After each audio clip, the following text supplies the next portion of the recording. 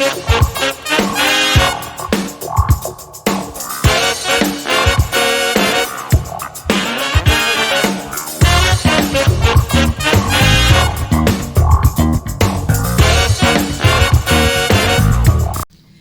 everybody, welcome to another episode of Tammy's Takes, and today we are doing another Tammy Takes on TV.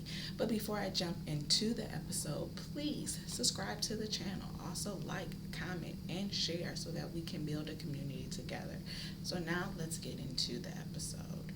So this is going to be talking about the HBO series And Just Like That. It is a continuation of Sex in the City. We have our favorite characters except for one, which is Carrie, Miranda, and Charlotte. We don't have Samantha due to Kim Cattrall not wanting to be in the revamp of the show for good reason. And then we have some new characters that came into the fold. So a little background about me and my journey with Sex in the City. I saw Sex in the City in real time back in the 90s. I was a fan. I loved the characters.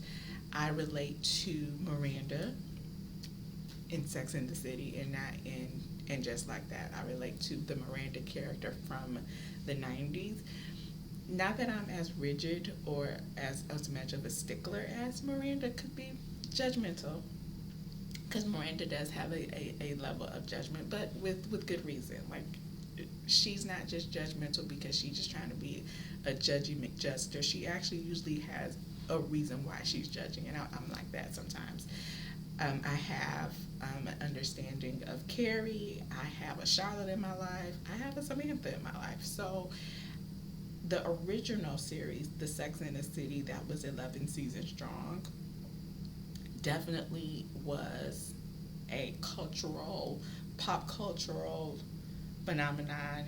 There were Sex in the City parties. The movies I have watched several times. I mean, I went to see the first Sex in the City movie with my friends. My best friend actually had shoes similar to Carrie because she is the Carrie in the group. And we enjoyed what that particular series was. And then we get And Just Like That, and we are reintroduced to Carrie, Miranda, and Charlotte as they are navigating the city, love, and life as 50-year-old women and not young 30-year-old women.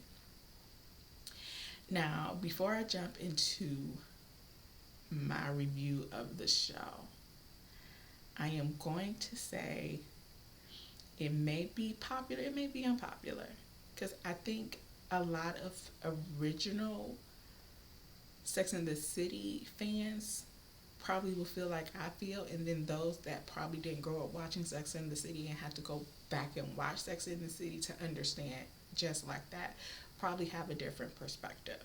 I'm coming from the perspective of growing up in the 90s and watching the show, even though I was a teenager in the 90s, and watching the characters now. So you guys, one, watching Sex and the City in my mature age, as a 40-year-old woman, watching it back, because I actually end up watching Sex and the City again. I can always watch Sex and the City though. But y'all, I'm coming to the gripping conclusion. I don't like Carrie. I probably never liked Carrie. Not a good friend. Carrie is self-absorbed and kind of selfish. I don't necessarily think I like 50-year-old Miranda. 30-year-old Miranda, I still can appreciate. Not because I'm similar to her, but because I feel like you have to have a friend that's a little bit judgy, because that friend is going to remind you, like, this is what you said you was trying not to do. And this is the friend that is a little bit strategic in life. Like, you need a friend that's going to bring you back to reality and knock you off of your, hey, we need to come back to some truth here. You living in delusion. And a good friend is going to tell you that. A good friend is going to be like, hey, yeah, I know this feels good, but this not going to be good for you. Now, if you tell me you know what you're doing, and you know it's bad for you and you are okay with the consequences, I'm a hush. That's why I like Miranda in the original Sex and the City. I don't know who this Miranda is in Just Like That. Like, I know Miranda has a little bit of, like, she's flawed because she is so strict and so calculated in certain things. She doesn't give wiggle room for a lot of grace sometimes. She has to sometimes learn to do that. But this Miranda, and it's not even because Miranda left Steve for a woman. I, I don't care about that part. I don't like that Miranda is goofy. Like, if you watch the old Miranda, she wasn't goofy. She was very clear at how she wanted to date. She had moments where she was insecure, because most people have some insecurities and have some insecure moments. But Miranda in Sex and the City was very, very clear at what she wanted, how she wanted, and she was very 10 toes on who she was. Like, I'm a lawyer. I'm the type of person that is going to have a strong opinion about things. I'm not going to placate to your ego. I'm not going to do none of that. If you like me, you like me. If you don't, you don't. That was Miranda. Now, she had moments where she was like, I don't understand why you don't like me, because you should. But, and that's why I like Steve, because Steve liked Miranda for Miranda, and Miranda liked Steve for Steve. This 50-year-old Miranda, who is confused not only in her sexuality but just confused at how to show up, is crazy. Like, even at, spoiler alerts, in season 3, Carrie got mad at Miranda because Carrie is self-absorbed and selfish. Old Miranda would have checked Carrie. Like, first of all, don't get mad at me because you out here being a little bit flirty dirty. This Miranda was like, oh, I don't want to hurt your feelings. No, not at 50. Not at 50 years old. Listen, I'm 42. Me and my friends are all 42, 43. They've been my friends since almost the same amount of times as Miranda and Carrie have been friends. If I tell my friend, like, hey, this looks a little bit like you being a little flirty and you got a dude, and my friend get mad at me, also so now you about to have an argument with me. We not gonna act like I'm scared of you. I'm scared of you. We've been friends too long for me to be scared of you, to me being tipping toeing around your feelings. Now, I'll be gentle with what I'm saying to you. We'll have a tactful conversation, but Miranda didn't back down from Carrie. When Carrie was doing stuff out of pocket, Miranda spotted, she said it. Carrie would be in her feelings about it, and Miranda would be like, okay, you can be upset, but it still is what it is, Carrie. This 50-year-old Miranda being all scary and quiet and meek, I don't like it. I don't like it. And goofy. I don't like this Miranda. I need Miranda to always be 10 toes strong in her convictions, and then I don't like the fact that just the Miranda character alone, like, because she was judgmental, she moved a lot with her moral compass. And like I said, this is not about her being in the LGBTQIA community. This is not about her dating women. But, like, I don't even think Miranda or Steve would be the type of parent to let Brady just be knocking women down in the house. I think she would have a conversation with Brady about sex and being responsible and making sure that he is responsible. But I don't think she would let her son be just screwing somebody in her house. So have enough respect for me and your daddy to go do that in your own place, because you're 20 years old.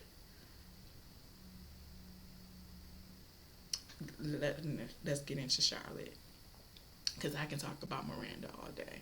I just don't like the and it's like that Miranda. Charlotte. Charlotte is actually the only character in the new series that I'm not bothered by, because I think this would actually be the progression of Charlotte. Charlotte would probably still be married to Harry because she really fought for that relationship. She became Jewish. She really fought for the family that she has. Now, once again, because Charlotte is prim and prissy, and even though Anthony is her best friend, I don't think Charlotte would be as open as this Charlotte is to, like, I think she would have grieved her daughter being non-binary a little bit more. Like, she gets it, but Charlotte's such a girly girl that I don't think she would just be like, okay, I have a child that's a them and they, and I'm okay with it. I think she would have fought that a little bit more. But I mean, that's the only thing that I would say about Charlotte. I think the Charlotte that we're getting, and just like that, would be the Charlotte that we get, because she's not too far off from the Charlotte in Sex and the City. You know, she's still very much prim or prissy, very much into being married. I do like how they play with the idea that you got everything you asked for and you kind of miss the single version of you. And I think that's real. So I do like that part of Charlotte. Like, Charlotte got everything she asked for. She got the man of her dreams. Not in the package, but Harry is the man of her dreams. Love Harry. And he would be the Harry, I think, that he is in the show. This is the only two characters I like, Harry and Charlotte. Because I think this is how they would probably, like I said, progress from 30 to 50. But I do like the storyline of Charlotte fighting so hard in her 20s, 30s, and maybe early 40s to get what she got. And then realizing, like, oh, I missed the old Charlotte who didn't have to worry about a husband and a family and being in this quote unquote traditional marriage where my husband works and I get to stay at home. Now, keep in mind, Charlotte had her own monies because of Trey.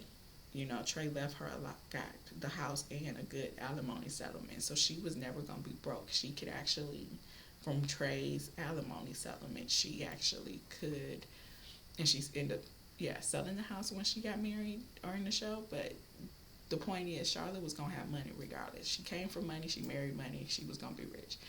But I like that storyline, that to show, like, you could get the husband, the kids, the money, and be a wife and a mother, and you can want that really badly in your younger years. But as your kids are growing and as your husband is becoming ill and aging, you still may want to find things for yourself. So that's the only part of it that I kind of like.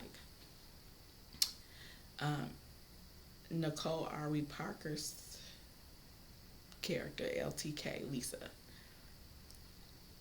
Here's the thing. So the original show didn't have a lot of diversity in it. We didn't see a lot of black people. We didn't see a lot of people of color. We got Stanford and Anthony for the gay community, because you can't have a show about fashion and not have a couple of gay people in it. I think that's what somebody in Sex and the City said. So we have Seema and LTK, and we have the professor in the first season. And a little bit of the second, I can't remember what happened to her. But I mean, even her story, I was like, I don't need.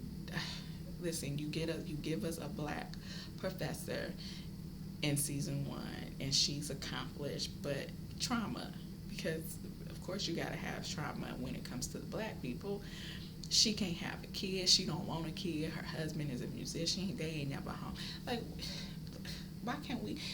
So I'm glad they scrapped her storyline, because I was like, I don't need the black trauma.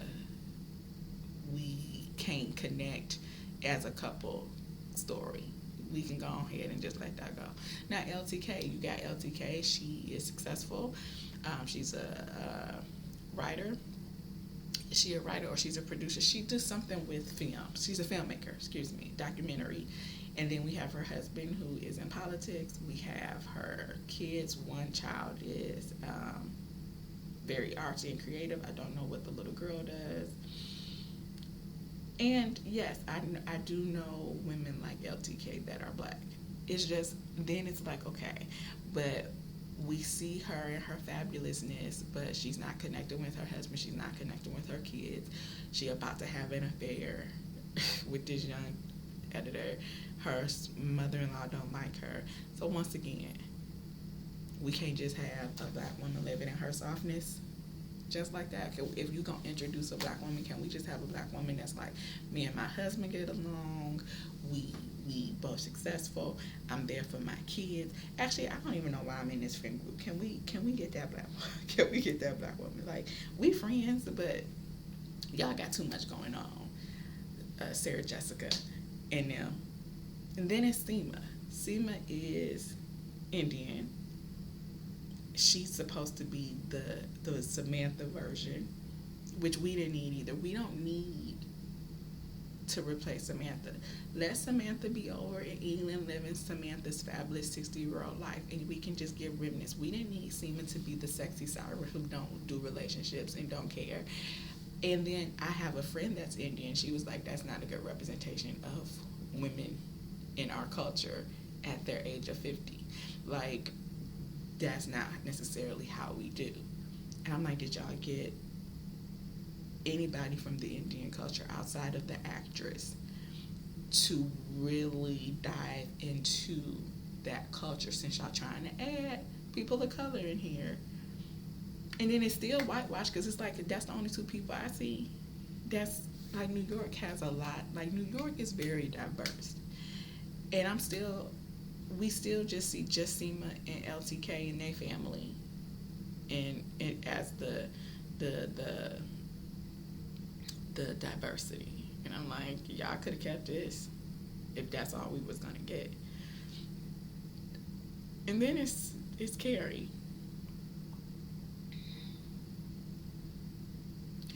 So season 1, we get Carrie with John. John dies. Okay. Mr. Big is no longer there. I think a lot of people got mad at that particular plot twist, because we only saw Carrie and John be healthy for 2 movies. All throughout Sex and the City, the toxic relationship. Personally, as an adult, I don't think Carrie and Mr. Big should ever got married. Girl, leave this man alone. He put you through the ringer. Don't like him.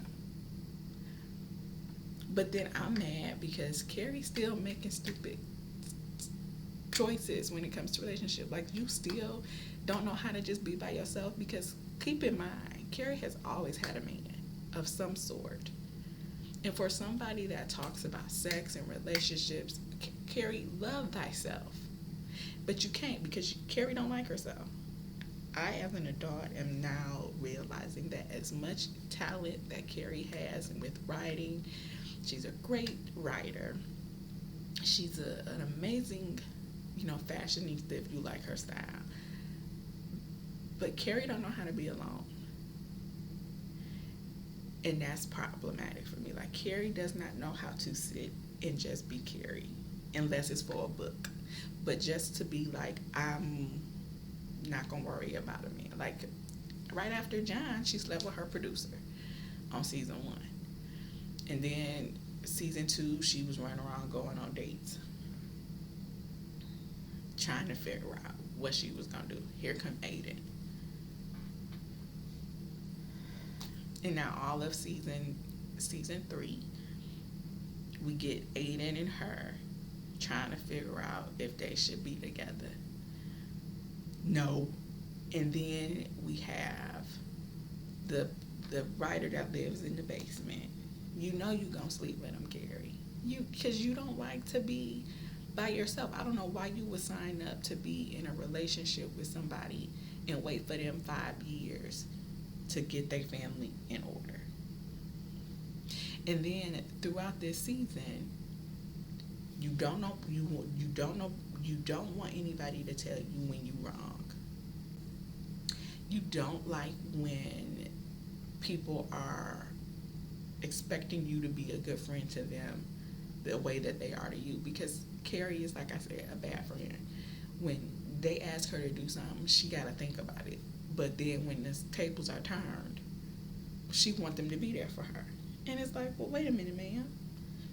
You know, I'm not understanding why. And Carrie's whole character is wrapped up in what man she's with. And that bothers me, that you still like that at 53 years old. That you're still doing the same thing that you did at 33. At 53, you ain't learned no lessons with all the men you've been with. And this is not me slut shaming Carrie. This is just me being like, how do you continue?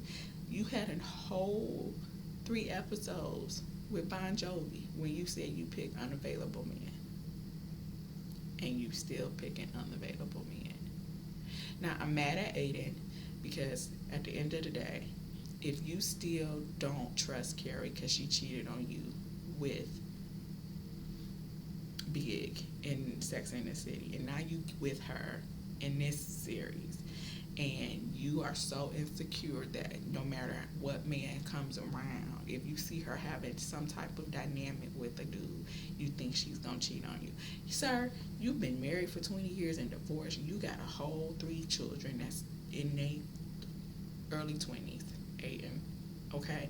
She was married to Big. Like, so clearly, even though she cheated on you with him, they had something, toxic as it was. They got married. You got married, she got married. Y'all have lived a life in the past 20 years. Okay? So if you reconnect with her, I'm going to need you to let what happened in 1996 go. That happened 30 years ago, sir. Yes, I cheated on you when I was 30 and stupid and all involved with that man. Did you or did you not just sleep with your wife? Did you not just cheat on me? And maybe what made him nervous was Carrie was like, I don't care that you slept with your wife. I wasn't gonna never not have sex with somebody else just because I'm waiting for you to get your life together. Like, yes, in 5 years when you come back to me, we can pick up where we left off, or we can still date, but I'm going to have other people that I entertain. Aiden didn't like that, which she should have known Aiden wasn't going to like that, because Aiden is a traditional monogamous man and Carrie is not. She's a modern monogamous. Like, while we together, but while we not, and that's her process. But you still put your life on kind of hold for Aiden because you do everything for a dude. And don't get me wrong, when you love somebody, you are willing to sacrifice or compromise. But, girl, I know you're not gonna tell me to wait for you for 5 years because your youngest son is having a difficulty with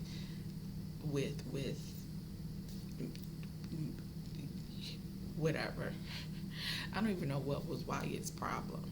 What was going on with Wyatt? Because he didn't want his daddy to be with Gary. He didn't want his daddy to be in New York. Like, they never really explained, like, yes, I know he had a disability and that he was taking medication for the disability, and Aiden didn't want him to take the medication for the disability, and Kathy did. Yada, yada, yada. See, that's too much for somebody that don't have kids and that's single in their 50s. I'm 42, and I would have been like, you know what, Aiden? You need to just be a dad and let me go be fabulous in Manhattan, because this right here, I didn't sign up to be the stepmom to somebody that don't even like me.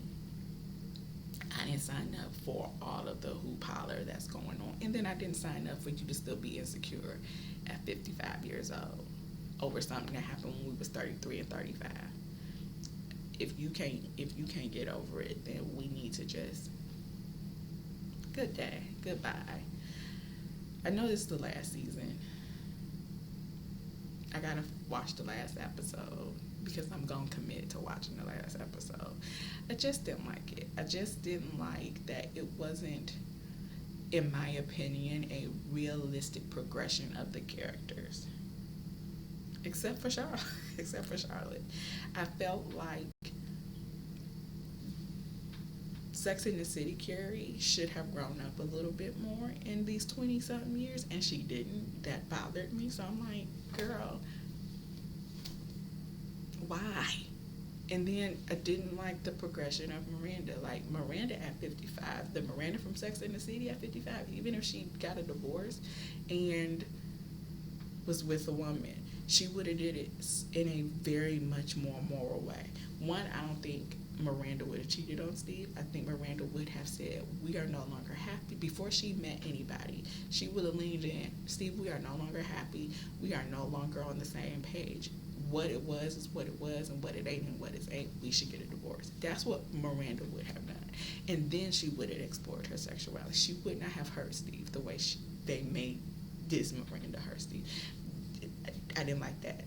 I still would have been mad at a divorce because Steve and Miranda. But I think the progression of who Miranda was at 33 would not have gotten goofy and confused and stupid and dumb at 55. I think she would have been like, hey, I'm attracted to other people. I'm feeling stagnant in this marriage, and maybe we, just like when they broke up the first time, she would have did it that way, where it's like, hey, we are no longer valuable to each other anymore. We are no, because Miranda is very much that type of brain where A or B, she's not a gray person, and she would have made that decision pro and conning it, and she would have said, Steve, we've been happy together for 17 years, because they got married when Brady was one or two, so they've been together for a while, and this is no longer fulfilling me in the same way. I will always care about you. You will always be a part of my life. And I think Steve and Miranda, at the root of their relationship, they are friends. Like, Steve really cares about Miranda, and Miranda really cares about Steve as human beings. So I don't think she would have cheated on Steve. I don't think she would have hurt him in that way. I think she would have allowed him the time to process their separation and then move forward with being with Shay or whomever, Joy or whomever. I also think that Miranda would have changed her career, probably being more into a humanitarian type of law. But I also think that she would be confident in it. Like, she's just so goofy, and I don't like it. And Miranda's not a goofball. She just so unsure and it's like I said, it's not the uncertainty with her sexuality. Like, even with that, like, I don't even think once Miranda made the decision to be a lesbian, I think she would stick 10 toes down in it. She wouldn't be so, I don't know what to do. She would be like, okay, I like women now, you guys. This is how I'm going to navigate it. She would still have those insecurities where, like, okay, should I kiss or should I not kiss? I have questions, but I don't think she would be goofy about it. That's it. That's all. That's all I got to say about the show. I'm going to watch the last episode. They could have kept this series. We didn't need y'all to we did, if y'all weren't going to do it well, then y'all shouldn't have did it. And I just don't like the progressions of the characters coming from watching Sex in the City in real time. I just thought that the progression of these women would have taken a different turn. And I don't know what it would be like if Samantha was on the show. But I also believe that if Kim Cattrall would have came back, she would have still been Sam in London. Because that was always her goal, to be a world traveler, public relations boss. Like, Sam was never going to be settled in the city. It was always going to be her home, but she was never going to just be settled there. Especially after having cancer, she was going to live. So I don't even think Samantha would have been rocking with the girls like that, because of the fact that they were all married with that particular life and she wasn't. And so she was going to be their single friend that was out here doing her. So they didn't really need Samantha to come back in that way. But Tell me your thoughts, you guys. Do you guys think they did well with showing the progression of the characters from Sex and the City to And Just Like That? Um, did you like it? Because I think, like I said, I think this is the last season. I think they said this will be the last season of the show. Did you enjoy the storylines, the way that the women have aged? The fashion was still fashioning. I will give you that. The fashion was still fashioning. I'm also, well, I was gonna say I'm upset that Stanford wasn't there, but I forgot he passed away. So, because I thought Anthony and Stanford would have at least been together for a long time, but unfortunately, um, they divorced because the actor that played Stanny passed. But that's it. That's all. I don't necessarily like the revamp of Sex and the City. Y'all can y'all can take this off HBO. That's it. That's all. Please like, comment, subscribe, and share the video, and I will see you guys on the next one.